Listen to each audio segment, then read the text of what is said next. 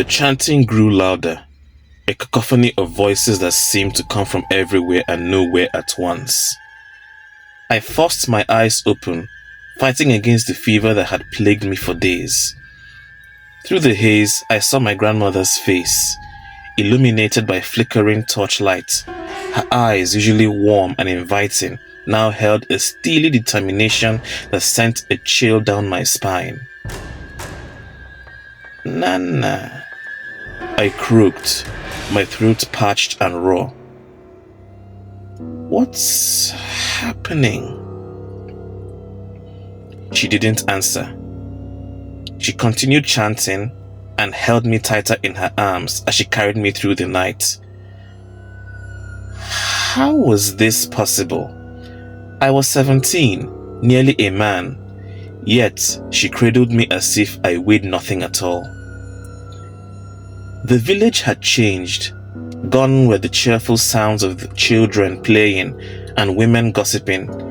In their place, an oppressive silence hung in the air, broken only by the rhythmic chanting that grew stronger with each step my grandmother took. I drifted in and out of consciousness, fragments of memory assaulting me like shards of broken glass. Memories. The excitement of coming to Nigeria for the first time and meeting my paternal grandmother. My parents, Nigerian immigrants that lived and worked in the UK, where I was born and raised, felt it necessary to expose me to my roots, my ancestral home.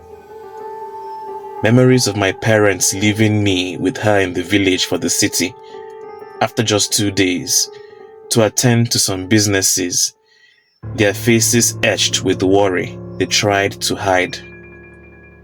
Nana's stories of my father's childhood, her eyes twinkling with mischief.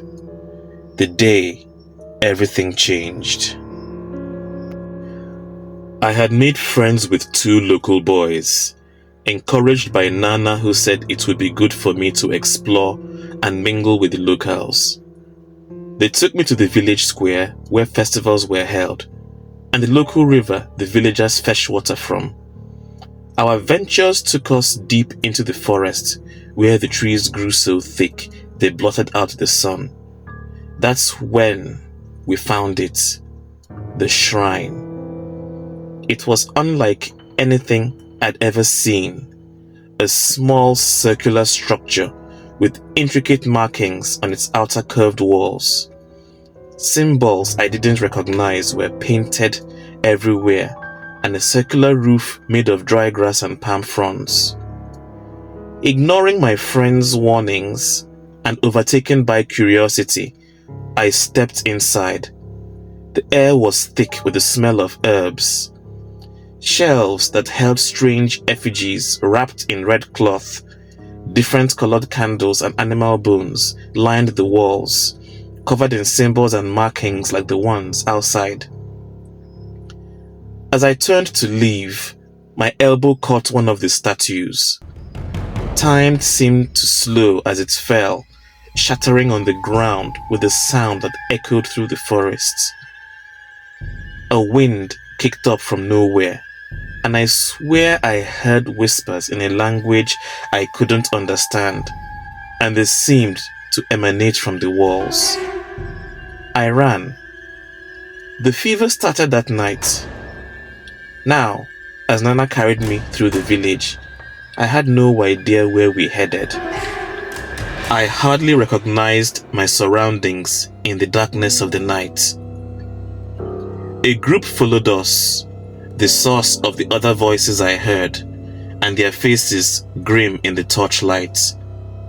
Eventually we stopped, and through the dim light of their torches, I realized where we were, the shrine. One man who carried a struggling goat over his shoulders, a man I'd never seen before, addressed my grandmother. "Are you ready, mother?" he asked. Nana nodded, her grip on me tightening. "Who is that, Nana?" I asked, but Nana didn't say a word. Her attention was on a young, short, obese man, the witch doctor of the shrine. His face was a mask of white paint, intricate patterns swirling around his eyes. When he spoke, his voice cracked with power. "The boy has desecrated sacred ground," he growled. "Ignorance is no excuse." "He is new to our ways, and he is just a child," Nana replied, her voice carrying a strength I'd never heard before. "Show him mercy. We offer recompense." She nodded towards the man with the goat. The witch doctor's laugh was like bones rattling. "You think a mere animal can appease the spirits he has angered?" Nana's grip on me tightened.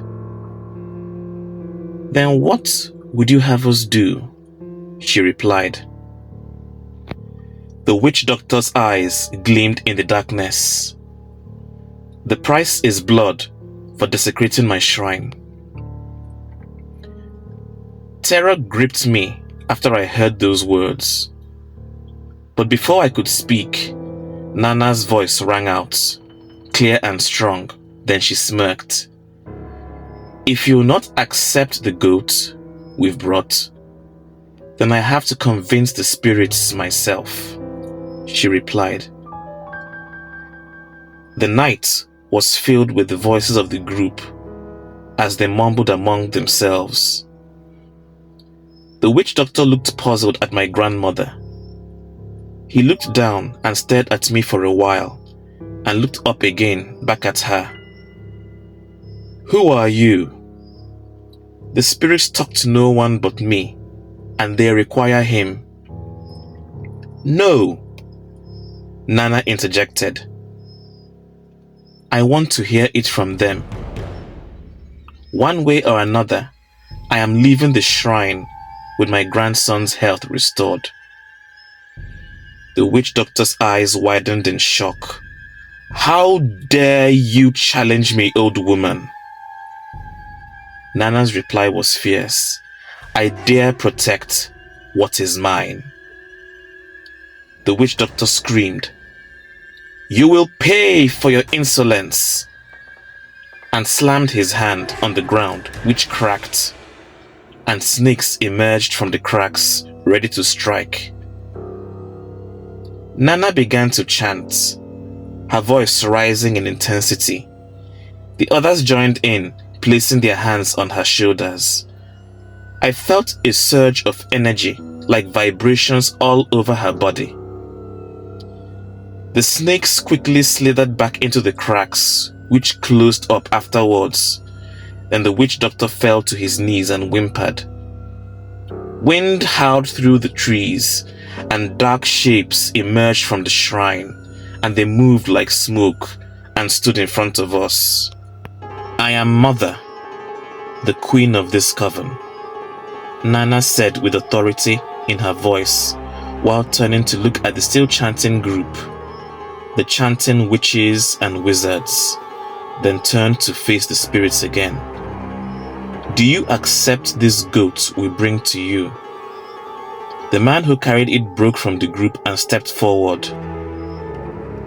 Then she continued, "And free my grandson, or do we bind you and banish you back to your otherworldly place of origin?"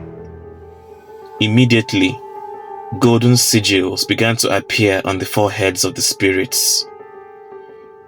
Instantly, the goat vanished from the man's shoulders, and the sigils vanished from the heads of the spirits. I felt myself slipping away, and as darkness took me, I heard a voice that sounded guttural say, "It is done." "Wake up, child." I jolted awake and took a deep breath, sunlight streaming through the window of Nana's small house. The fever had broken, and my strength had returned. I was no longer sick. Nana sat beside me with a smile on her face. "How do you feel, my boy?" I stared at her. Memories of the night bubbled towards the surface, but they were hazy and fragmented. "Nana, what happened?" I remember the memories faded. Each time the memories surfaced, they quickly disappeared before I could speak, making it difficult to talk about them. "Grandma, are you where?" I held myself from saying the word witch. I do hope you enjoyed this story. Please like and leave a comment and subscribe for more.